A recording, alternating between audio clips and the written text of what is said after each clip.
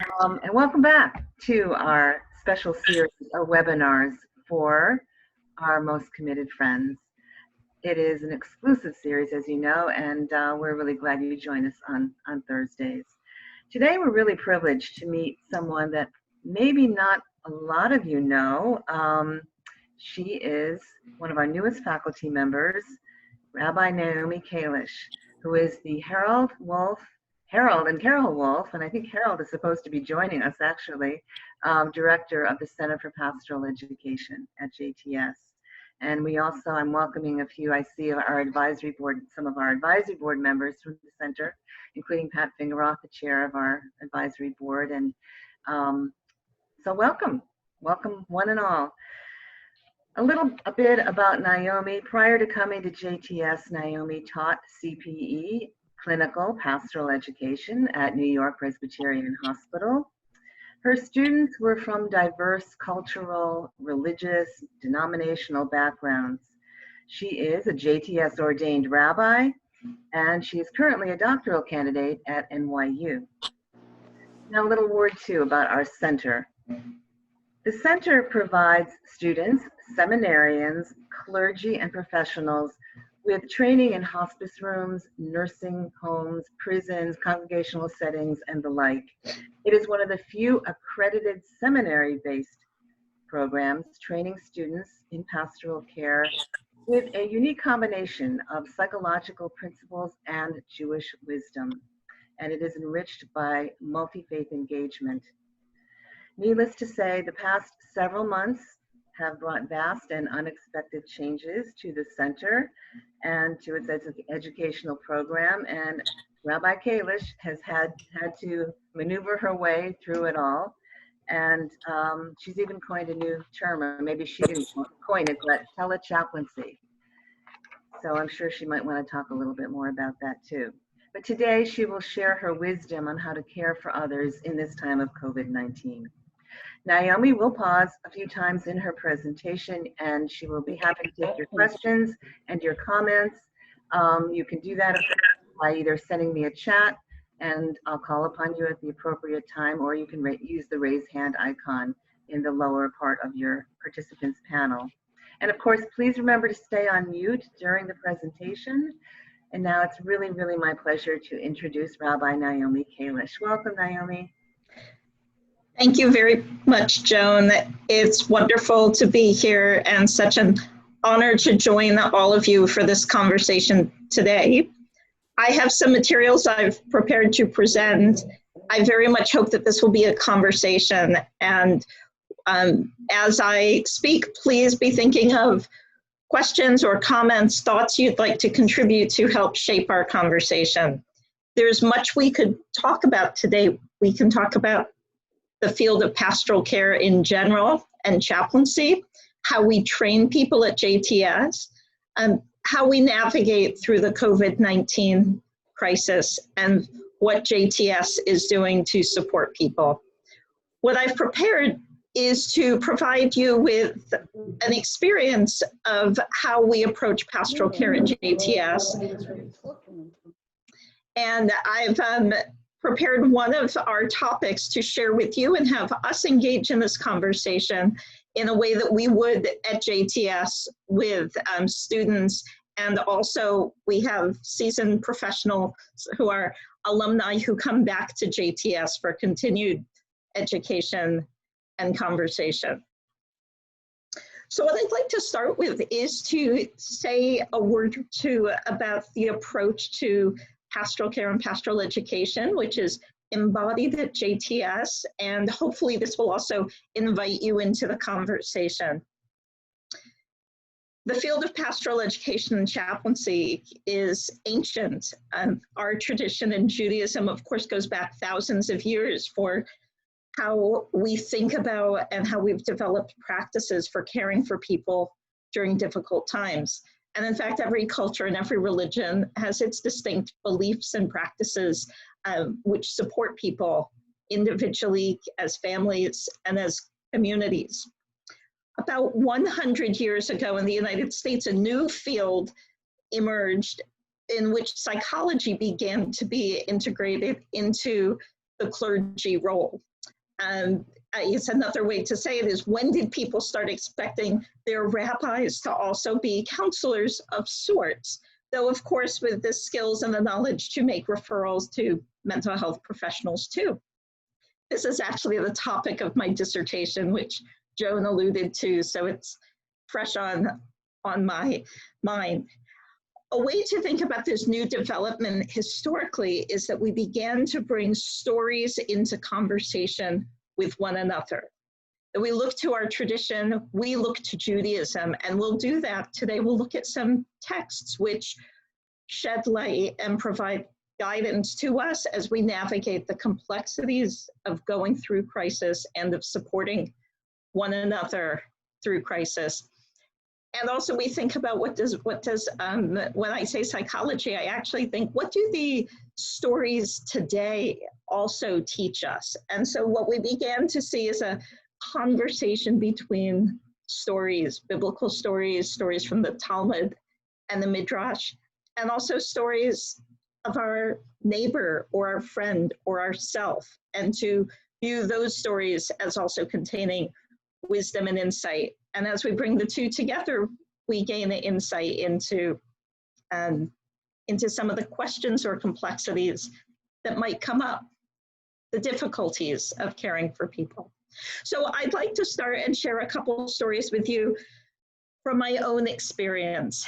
When I was 9 years old, I was blessed to have my great-grandmother living, though she lived in another part of the country. And I remember one day I was put on the telephone to talk with great-grandma. And I just remember that the conversation, I had the phone up to my ear, and I just remember that we both breathed into the telephone and really just said hi to each other. And that was the entire conversation. And she didn't live much longer after that conversation. So that was one story. Some years later, I had a conversation with my grandfather, and I remember saying, "Well, Grandpa, I'll talk to you again soon." And he said, "I hope so, but I don't know." And I was in my early 20s at the time, and I heard what he was saying, and I felt at a loss for how to respond to him and the poignancy of what he was saying. I was thinking about these two stories recently because the question of how we care across distance is a question that's on a lot of our minds. We're so constrained now in the COVID context, and of course we've seen a tremendous amount of creativity and innovation for how to connect and how to feel with one another on a human level and help us get through this time. I would add, I'm focusing on crisis and difficulty. We've seen this innovation and resiliency and creativity in areas of celebration as well. And of course, that's so crucial as well. How can we not only support one another in the difficult experiences we have, but also in the joys and the celebrations. And of course, we've seen great resiliency there as well. So I shared with you two stories. You see, they're simple stories, but they point to something bigger. And at this point, I'd like to share my screen with you and share with you a text that we sometimes look at JTS to give us some insight into coping with loss and change and seeking resiliency.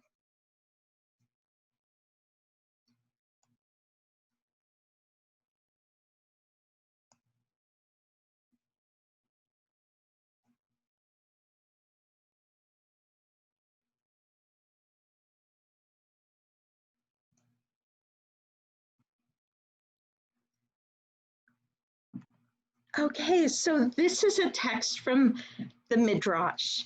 It's a text which may be familiar to some people because it has been included in the prayer book Siddur Sim Shalom in the beginning of the prayer book. And it actually was a text that one of my students brought to my attention. in this text, two rabbis, a mentor, and a student were walking past the ruins of the temple. For them, this was a very real experience, a tangible loss. And in Jewish tradition, this has become a symbolic loss through which we can reflect on other losses in our lives and experiences. I've put a link, which I don't know if you're able to access it at this point, but a link to the Hebrew, if there's anyone who would like to look up the Hebrew. I'd like to present this in script form, which I'll describe why later, but that's the formatting for the text. So once Rabbi Yochanan ben Zakkai was walking with his student, Rabbi Joshua, near Jerusalem after the destruction of the temple. Rabbi Joshua looked at the temple ruins and said, "Oi, the place that atoned for the sins of the people Israel lies in ruins." So he, presumably Rabbi Yochanan, said to him, "Don't be afraid, my son. There is another way of gaining atonement, even though the temple is destroyed. And what it is through the deeds of loving kindness, for it is written, loving kindness I desire, not sacrifice." So I can share my thoughts on this text. I'm curious if there's anyone who's on the call would like to share in terms of what you hear in this text, in terms of how these two individuals, independently as well as together, are navigating a situation of crisis and a situation of loss.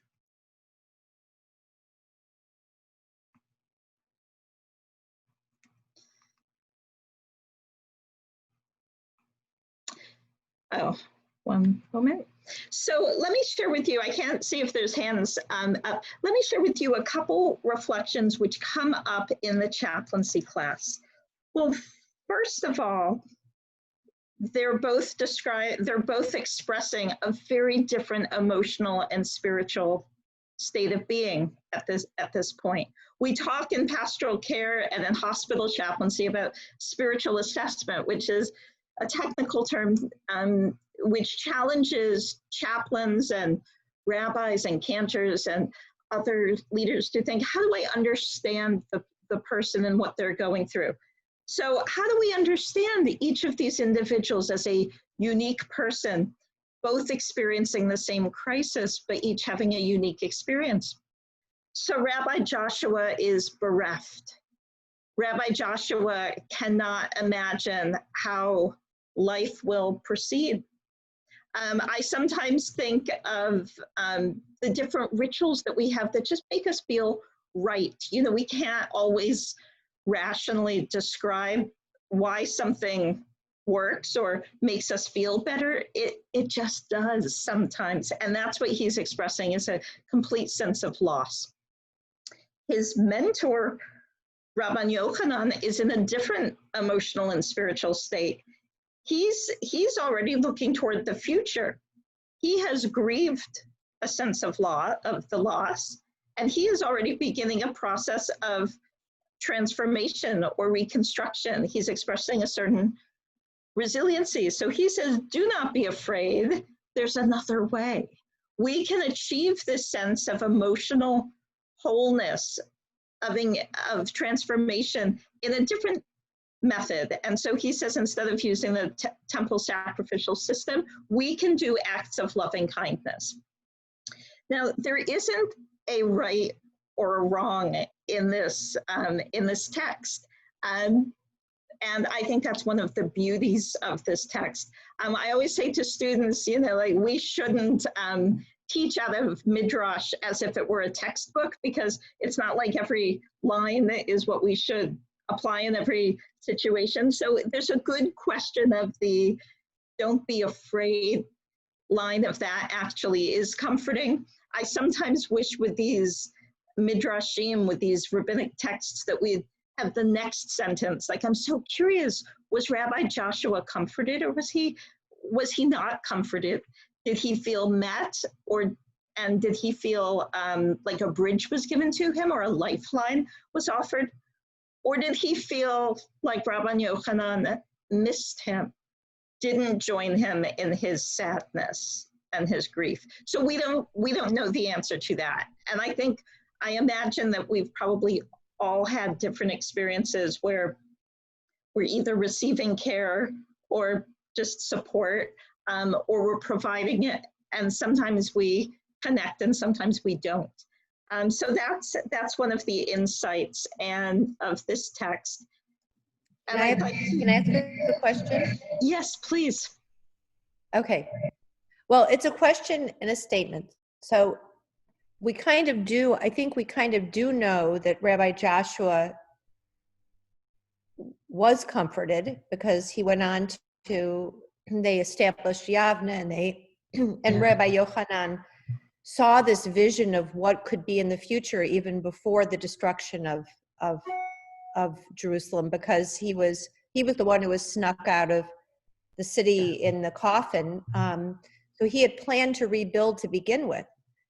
I think that when I look at this, I think about the people who are able to, at this point, envision a future or comfort people who are suffering from loss.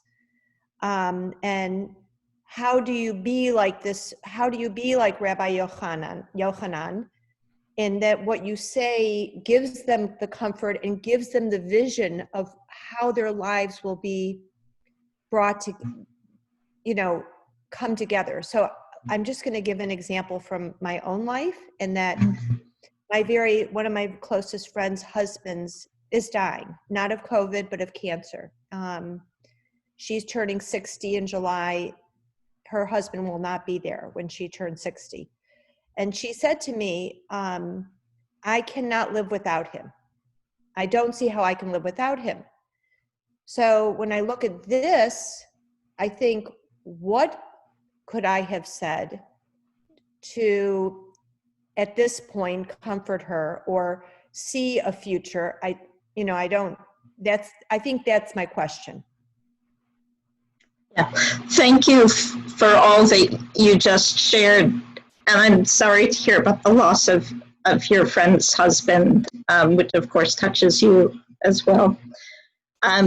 I love that you put this text in the context of the larger story. And I have a second text with these individuals also, which speaks to the dynamic nature of human experience. And what I loved in what you said is like, well, we do know that Rabbi Joshua had his own resiliency and was able to rebuild, because we have other stories which share that with us.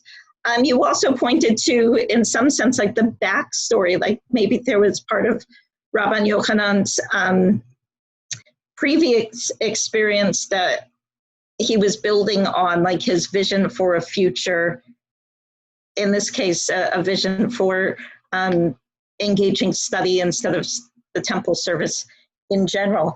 But what we'll see in a few minutes is another story in which we see a different set of emotions by these individuals. And so perhaps one of the messages of this story is the being together and the journeying together is the hope toward healing and toward the future.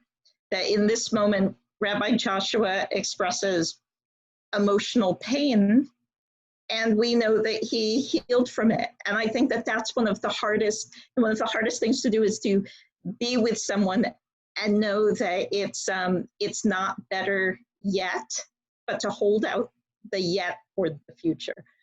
So I see, I envision the two of them, I have a visual in my mind of them walking in Jerusalem, by the Temple Mount and having a conversation, and they continue to walk together, which of course symbolically is they continue to journey together, to show up in each other's lives, to be together, to be in relationship. So I think, like in what you're saying, I think that's probably the message I would think is your presence is more important than the specific words, and the presence over time. Okay, why don't we, actually, we are at a good point to see if there's any comments or other questions, even other topics you'd like to make sure we touch on during this conversation. So why don't we pause for a moment and hear, I'll do a stop share screen to bring us all back. And if there are other questions or comments you want to make sure we touch on before the end of the session.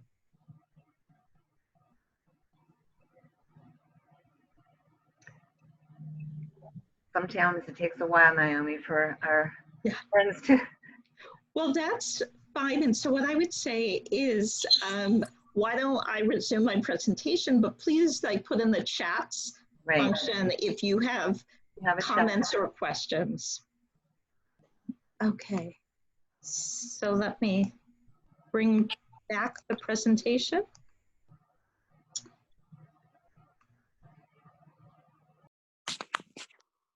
Okay, so I won't read this in depth, but it's a wonderful quote which speaks to the loss of well, it says, this is from the book of Kohelet of Ecclesiastes.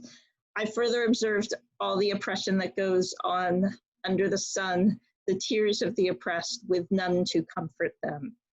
And I shared this because it links both to the text we just studied, as well as to what I have so often heard people express about this unprecedented time of COVID-19 that we're going through, which is we're not only experiencing loss, we're also experiencing the loss of our coping mechanisms, the loss of that which comforts us. So as I was mentioning before, Judaism as an ancient religion, ancient tradition, we have rituals that go back hundreds and thousands of years, which hold us and also guide us during our own times of crisis and how we support other people. And we're experiencing not only loss through illness, through death, through the loss of significant events at this point in life, which could be like a child or a grandchild's graduation, or a young person's summer camp plans, so many different types of loss. But we're also experiencing the loss of what we would turn to and what we would engage in to both comfort and to be comforted. And so, of course, this, I'm sure my list is also, some of your, your list also, but we have the inability to physically show up to visit people when they're sick, to participate in person at funerals, to participate in person at Shiva. And then there's less tangible aspects of loss, just like that energy and perhaps insight or knowledge that comes with being in person. And so that's part of what we're experiencing too. And we saw that with Rabbi Joshua, which he was saying, we have the loss of our ritual. And so we have some of that as well nowadays. So now I'd like to share with you, I was mentioning that chaplaincy and professional chaplaincy training brings together religious tradition and psychology. And so this is a slide I've been sharing with people as we navigate our experience through this crisis. And it comes from the emergency management field, which is informed by sociology, psychology, human development. And this slide doesn't fully match our current situation, but we found that it's helpful in some ways. And so it basically goes through, from an emotional and spiritual perspective, the phases or the different twists and turns that people emotionally and spiritually experience going through a time of disaster. There is a field called disaster chaplaincy, which specializes in being part of the response team with the Red Cross and with other organizations in times of tragedy and disaster. And so those have included different natural disasters, the different hurricanes, which have been devastating to different communities, also after incidents of violence and terrorism after 9/11 and other situations, and also accidents. There was a disaster response protocol in New York after the airplane landed on the Hudson River, and thankfully in that situation, there was a lot of celebration at the end, though of course a lot of trauma as well. So in this this model, this paradigm of the different stages that one might go through in a disaster situation, we can gain some insight into some of the emotional responses people are having. So here we have this, to the left, the beginning phase is called pre-disaster. And this is what we were talking about in March. In New York City, as well as in many parts of North America, we were talking about pre-disaster. And pre-disaster is when you think there might be a disaster and you're starting to prepare for the disaster, but there's a possibility it won't actually happen. I think about this with like when we've had hurricane warnings in New York, we start to prepare and we start to think about it, but there's always the possibility that the hurricane is blown out to sea and doesn't actually have an impact. What's so significant during this pre-disaster phase is it's very easy to be dismissive of the fact that it's an actual real experience that's part of a disaster, even if the impact never happens. That's one important insight, so that the feelings of threat or fear or worry are real feelings that have manifest themselves even before or even if the disaster doesn't impact. And the other insight for the pre-disaster is that we have to do very important decision making. And I'm sure we've all been part of or privy to, or the recipients of policies that have been made during the COVID-19 situation. Do we close the school or do people work from home? Are programs canceled? Are services canceled? All of these questions that need answers. When we think about how to support one another emotionally, it's a shift to a different framework, because from an emotional perspective, all of the emotions are valid because they're just the emotions that people have had. So I find that as leaders and decision makers, we need to balance those two different realms. One is a very critical thinking realm and even has components of debate because decisions need to be made. And then this other side, which is that there's no wrong emotion for how a person's feeling. And I'll come back to the pre-disaster because it has some significance to where we are now. So the main shortcoming of this model for our situation is that we don't have a moment of impact. Our current situation, I've heard some people liken to other types of ongoing crises. So interestingly, I've heard some military chaplains say that this feels like the ongoing nature of serving during war. And of course, some very affected communities have felt like COVID-19 has felt like war to them. I've also heard some people liken this to the Great Depression, a kind of ongoing crisis that doesn't have a clear end. And I think that when I describe the rest of this, we can think in terms of cycles. That's going to be the chart somebody will have to make, is redoing this to have a cyclical nature that has pre-components and impact components and healing components, and then new impacts, new healing, etc. So I don't want to spend too much more time on this chart, except to say that after impact, often there's a kind of adrenaline, perhaps we could say, like a kind of like rallying of the troops, so to speak, and a kind of like a adrenaline. And I think we really saw this in March around North America and around the country, but around the world. But, you know, a lot of things shifted to online, and there was a lot of enthusiasm. And it has been so amazing in terms of resiliency. And then what we saw is that people also have gotten tired. And so then there's a dip.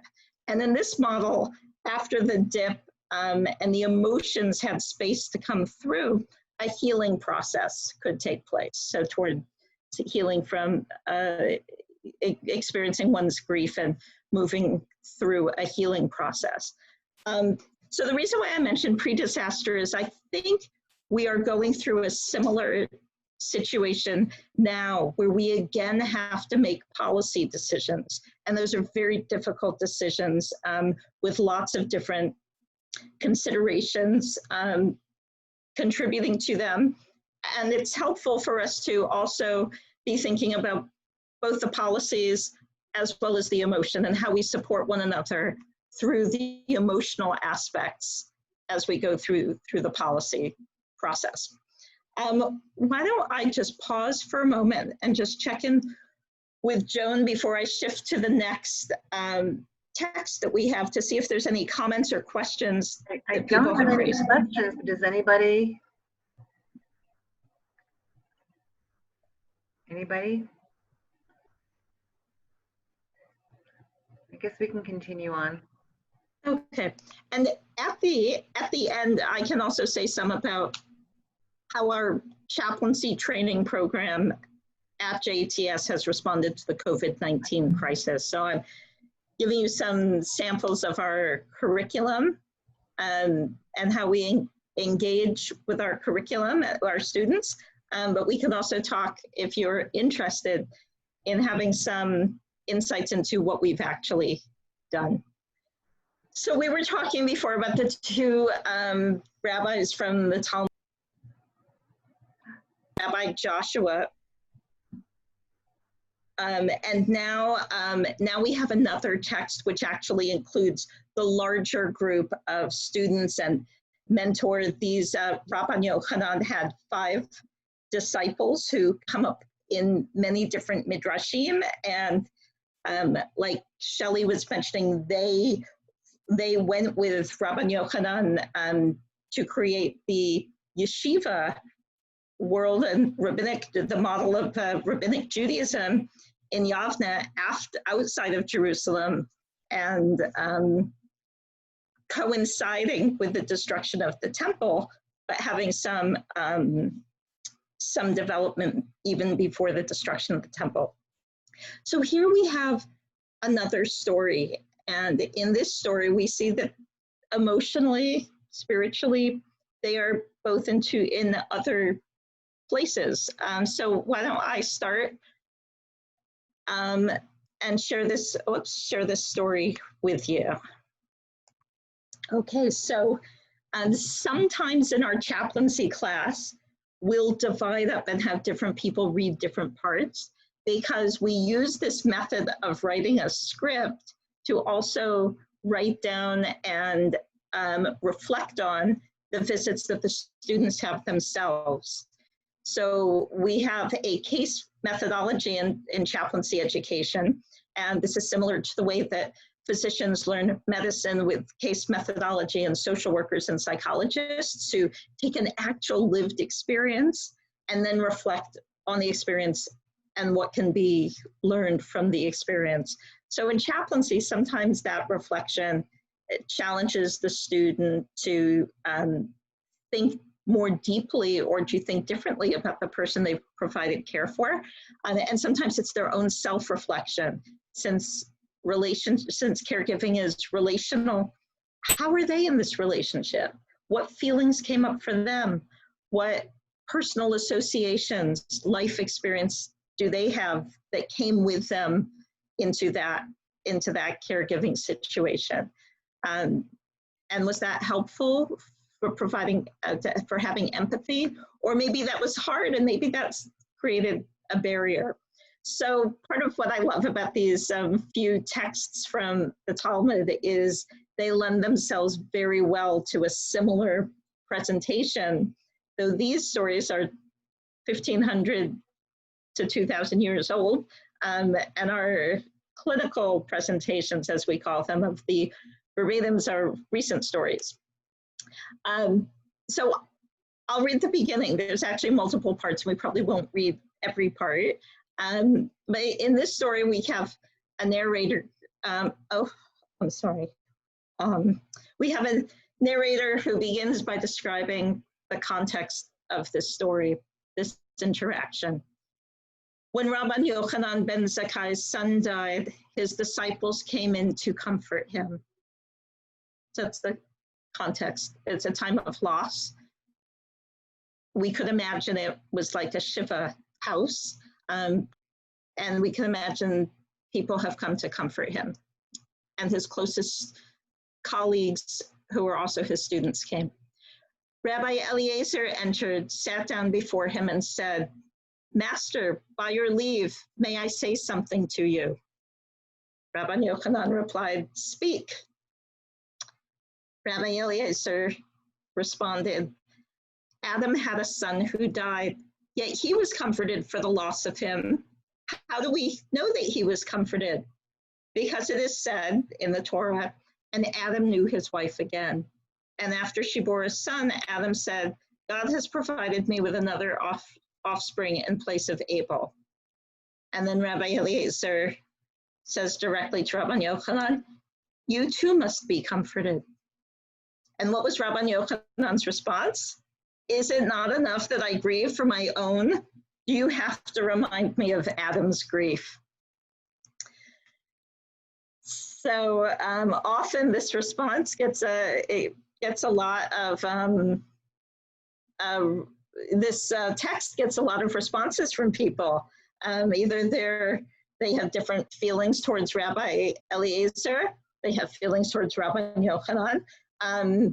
Here we see Rabban Yochanan is in a place of emotional pain, and he seems angry, and in some ways he's lashed out. How we feel towards either of them, would depend on ourselves. Some people are aggravated with Rabbi Eliezer. What was he doing saying you should be comforted? Would that really comfort someone? Now, it goes through first 4 of the 5 students in a very formulaic way. So here we have Rabbi Joshua, the same one from the previous Midrash, the previous story. Rabbi Joshua entered and said, "Master, by your leave, may I say something to you?" "Speak." Job had sons and daughters, all of whom died in one day, and he was comforted for the loss of them. You too must be comforted. How do we know that Job was comforted? Because Job said, "The Lord has given, and the Lord has taken away. Blessed be the name of the Lord." Rabban Yochanan's response, "Is it not enough that I grieve my own? You have to remind me of Job's grief." And this pattern repeats. Then we have Rabbi Yossi, and he brings in Aaron's sons, Nadav and Avihu. And so here he gives a specific interpretation of the text, and Aaron was silent. And so here he interprets the silence as a willingness to be comforted. So Aaron was comforted and expressed that his willingness to be comforted through his silence. There's more we could say about silence, and there's a debate in the literature. Was Aaron's silence a silence of comfort, or was his silence one of being so bereft that he had no words? Or was his silence a way of trying to not engage at that point? And then we see the 4th one, Rabbi Shimon, and he brings in King David and his grief. And it's, again, each time it's the same reference to a biblical figure who had experienced a loss, and an expression of hope that the teacher, that Rabban Yochanan, would be comforted. And each time he responds, is it not enough that I grieve for my own? Do you have to remind me of another person's grief? Then the story takes a turn. Rabbi Elazar ben Arach enters. And as soon as Rabbi Yochanan saw him, he said to his servant, take my clothes and follow me to the bathhouse, for he is a great man, and I shall be unable, the Hebrew actually says, I shall be unable to stand before him. Or here it's translated, resist him. So we could also reflect on that. Like, is he preparing himself to be comforted, or is he trying to not be comforted? And so he's moving away. So having entered, Rabbi Elazar sat down before him and said, may I tell you a parable? To whom may you be likened? To a man with whom the king has deposited an object. Each and every day the man would weep and cry out, saying, woe is me, when shall I be safely relieved of this trust? And then Rabbi Elazar says to Rabbi Yochanan, you too had a son. He studied Torah, he studied prophets, he studied writings, he studied Mishnah, Halakha, the Agadot, the legends, and he departed from this world without sin. You should be comforted because you have returned unimpaired what was given to you in your trust. And Rabbi Yochanan's response is, Elazar, my son, you have comforted me the way people should give comfort. May I say something? Yes, please. It reminds me of the story of Rabbi Meir with the sons and his wife.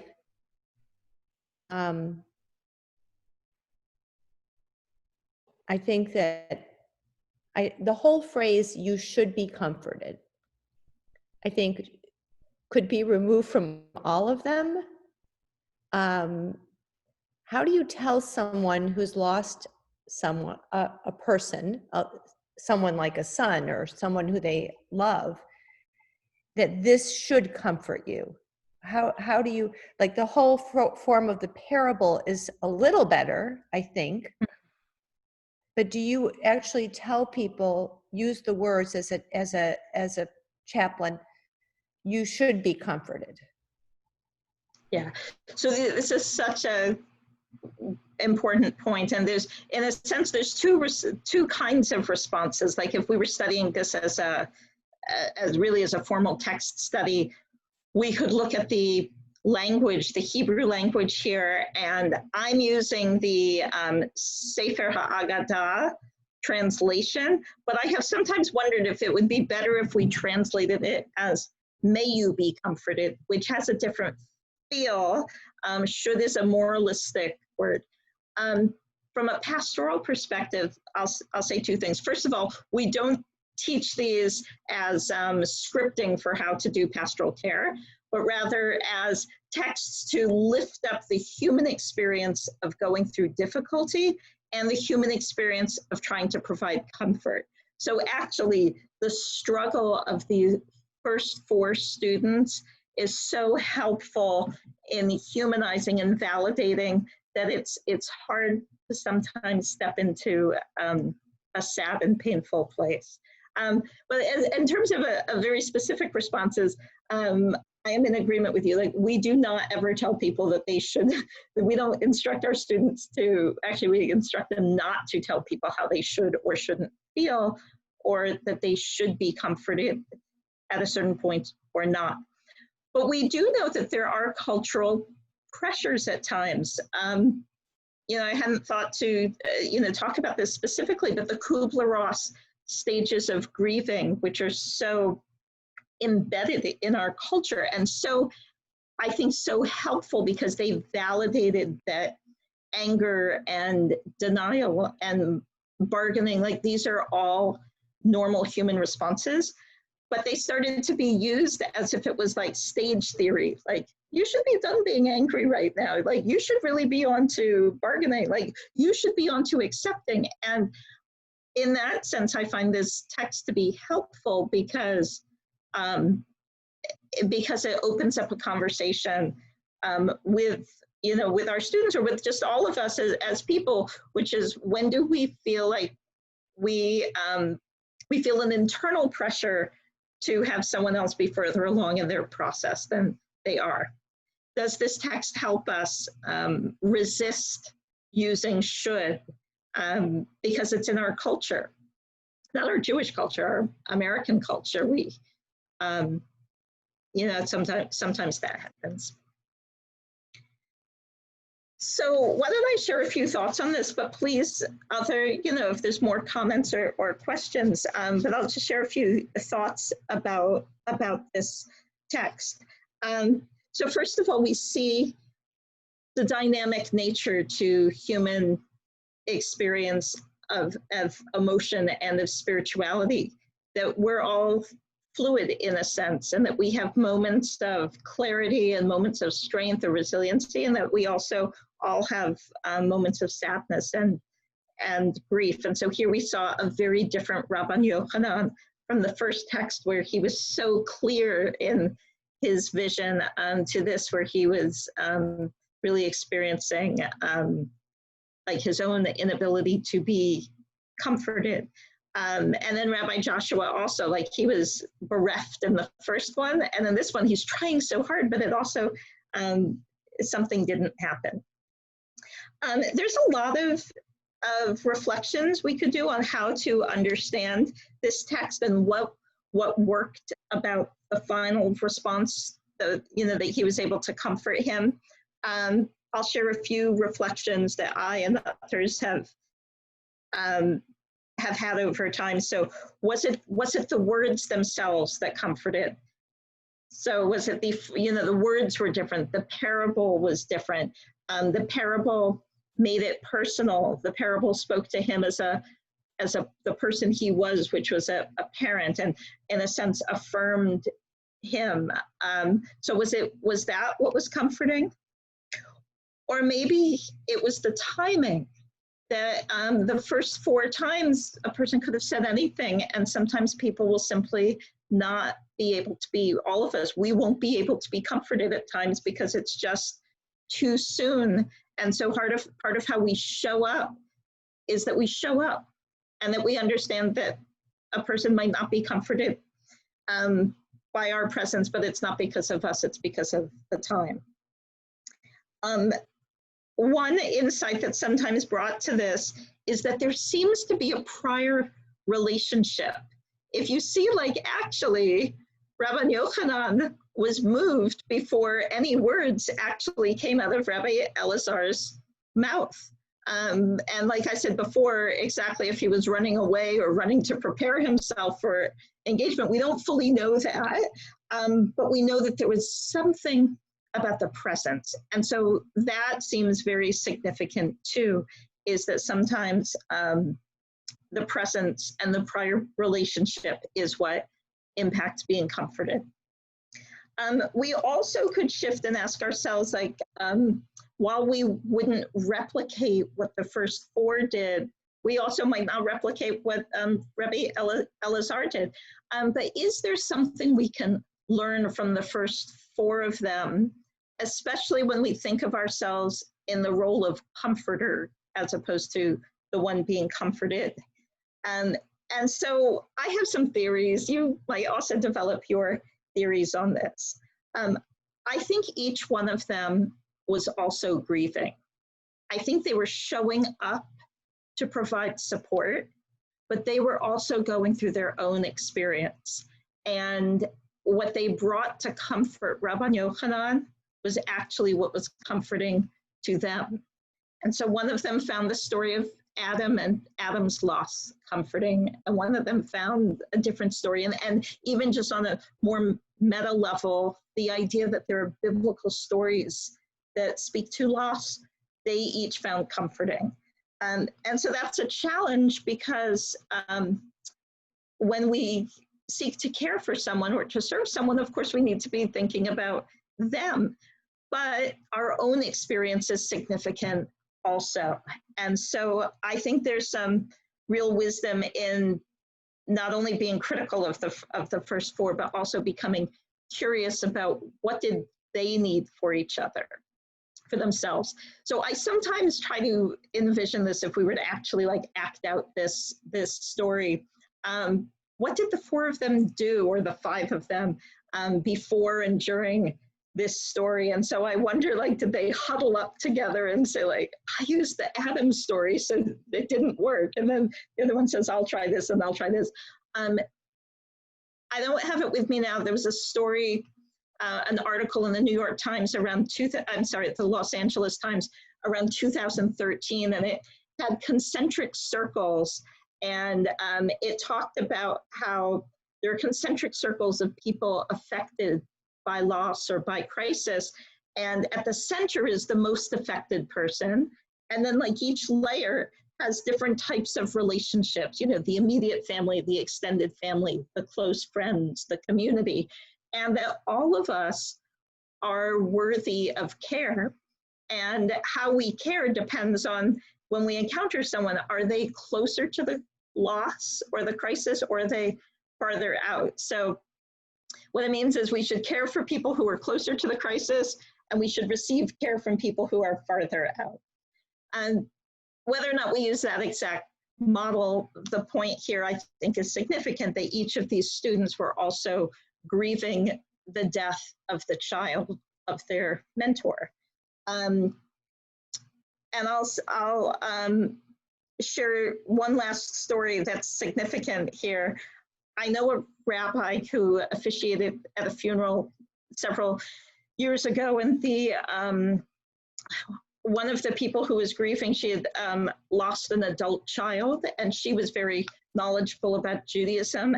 And as they prepared the funeral, she kept interrupting and saying to the rabbi, now when you give the eulogy, like, didn't Aaron lose children in the Torah? Like, make sure to mention that story.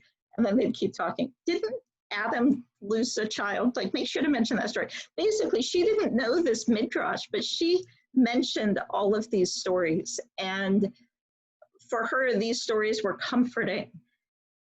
What that says to me is there's a real significance in terms of who makes meaning. So she made meaning that these would be comforting to her, which, going back to the comment earlier, is different than a person saying, listen to this story, you should be feeling this way. So it's not the actual association with the biblical stories, it's the how did we come to it. We also know this from the way support groups work. When I used to work as a palliative care chaplain at Calvary Hospital in New York City, and we had a support program, and often there was a period of time that was recommended that people wait after a loss until they come to the program, though it was also flexible. What was discovered was that there are times in our lives when we need to feel the uniqueness of our own story and our own loss. And then there are times when it's helpful and comforting to hear other people's stories and to know we're not alone. So there's two different, I guess we could say, approaches or modes, but they seem to happen just for all of us at different times, where the validation of what's absolutely unique in a situation and a loss is important to focus on. And at another time, building bridges with people who have similar losses, though not the same, is what's healing and comforting. I see we have only a few minutes left. So what I'd like to do is share a couple reflections about the significance of this for the COVID-19 situation that we're in.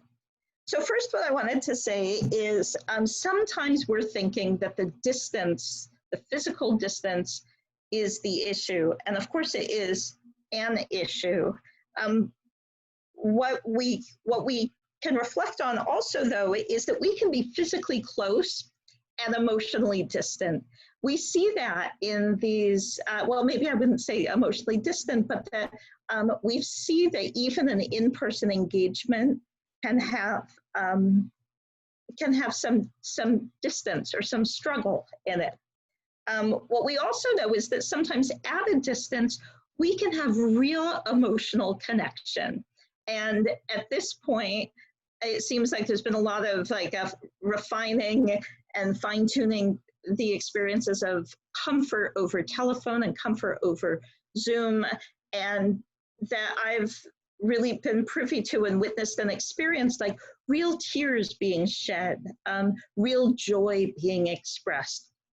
And so what is actually needed is, going back to Rabban Yochanan, is the ability to be flexible and malleable, in a sense, to transform our methods of comforting. And we've seen so many people do that. And it's possible that sometimes before doing that, we need to first state what we've lost or what we miss. Like, we wish we could do this in person, but to hold up the hope that real comfort can happen at a physical distance. I'm just looking at my notes. And whether it's in the COVID-19 situation or what we were accustomed to before, that there are certain struggles that we have now, which are just the struggles of that it's sometimes hard to show up to painful situations. And so more than a technique, or more than the words to say, or more than the method, is growing in ourselves a tolerance for being uncomfortable. You know, a tolerance for Rabban Yochanan to walk with his student who is saying, I see no future. And for each of these, this group of five rabbis to continue to show up and be present, even though their teacher has like kind of yelled at them, you know, and said like, why are you upsetting me even more? They stayed present. And so that we teach in the chaplaincy class too.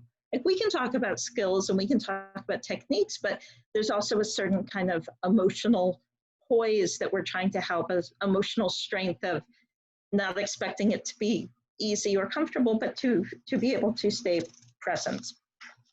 And the last thing I'd like to say just about Zoom itself is, I think one of the greatest challenges with Zoom is silence, and how to navigate the silence, because that's part of what we're talking about, is how to show up and be present. And what I, you know, from my own experiences of even like in-person grieving, is that there's just something extraordinary about having people show up, and that when a person's in emotional crisis or pain, they can't always engage everyone. So I think the beauty of Zoom is even being able to show up and be on the screen, and just giving a sense of the holding of the person during the time, and to really not worry as much about sharing words of wisdom or the exact words of comfort. I think I'll stop there. We're at 1:30.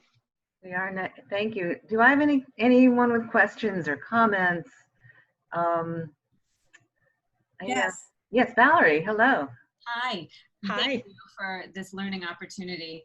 I'm curious, especially given the last examples that you gave about sharing your own perspective, bringing your own perspective to the journey. How are you teaching students, given that everybody is going through COVID and everything, versus maybe what you would have taught them before when they would go and visit somebody in person?